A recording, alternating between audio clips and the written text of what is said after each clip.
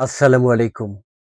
কবি মনীন্দ্র রায়ের একটি কবিতা 'কৃতদাস' পাঠ করছি আমি রবিউল মাশরাফি।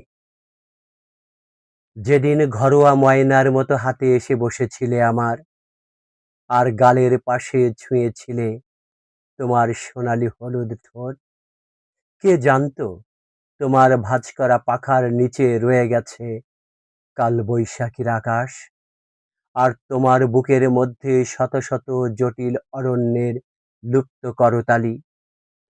তোমাকে আপন করে পেতে কোণার্কের কর্কশ পাথর থেকে গড়ে তুলেছি সুরসুন্দরী।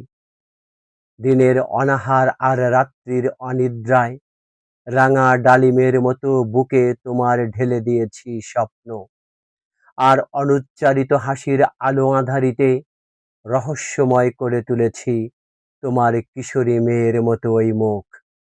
তবু ললিত সেই শরীরের আরতি ভেঙে ছিটকে বেরিয়ে এলে মাটিতে, আর একের পর এক সেনাপতির প্রসারিত করতলকে উপেক্ষার হাসিতে আহত করে ক্লিওপেট্রার সিংহাসনে উঠে বসলে তুমি, তরঙ্গিত কামনার সম্রাজ্ঞী। আর সোনার শিকলে বাঁধা পোষা চিতাবাঘের মতো পায়ের পাশে ফেলে রাখলে যেন আমাকেই।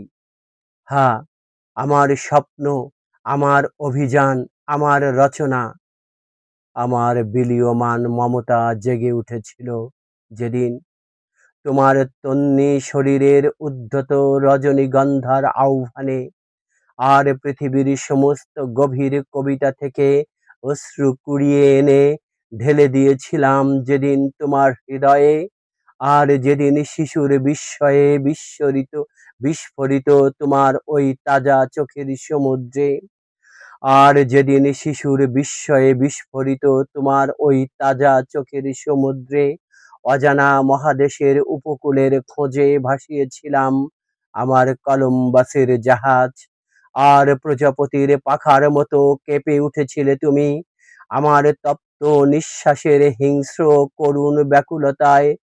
কে জানতো মাথার ওপর বাইসনের শিঙা পড়া আমার সেই আদিম ঔদ্ধত্যের সরলতাকে একটি কটাক্ষে হাঁটুর কাছে ফেলে বেড়ে উঠবে তুমি, প্রাচীন গির্জার মতো মহীয়ান এই দূরত্বের নির্জনতায়।